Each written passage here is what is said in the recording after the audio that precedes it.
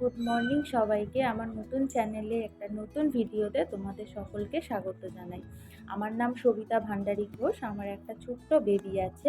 তো চলো আমি সারাদিন কি করি সেটা তোমাদের সাথে শেয়ার করি। আশা করি ভিডিওটা ভালো লাগবে।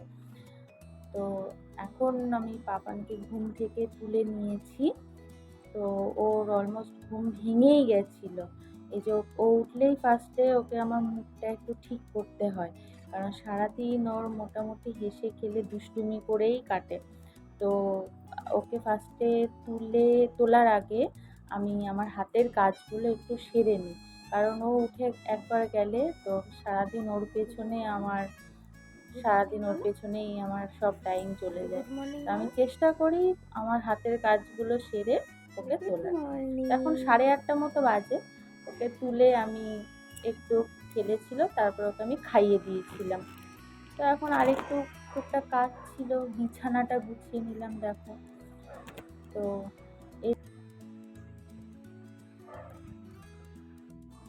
আজ আমি দুপুরে রান্না করেছি পাবদা মাছের ঝোল, আলু বেগুন আর পেঁপে দিয়ে।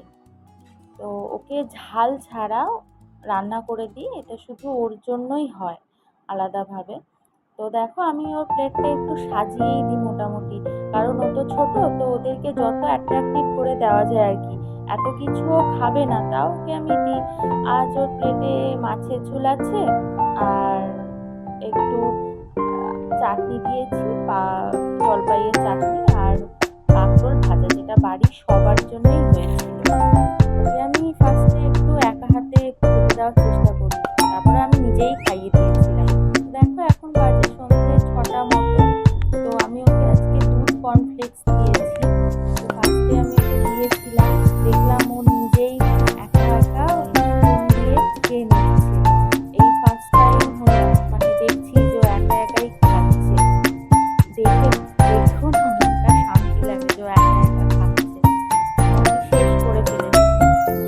তো দেখো, এটা হলো একটা ঘাস ফুল। মাঠে গেছিলাম, রাস্তার পাশে একটা জমি আছে মাঠ, সেখানে এই ফুলটা ফুটেছিল, খুব সুন্দর ফুলটা। আমি নিয়ে চলে এসেছি।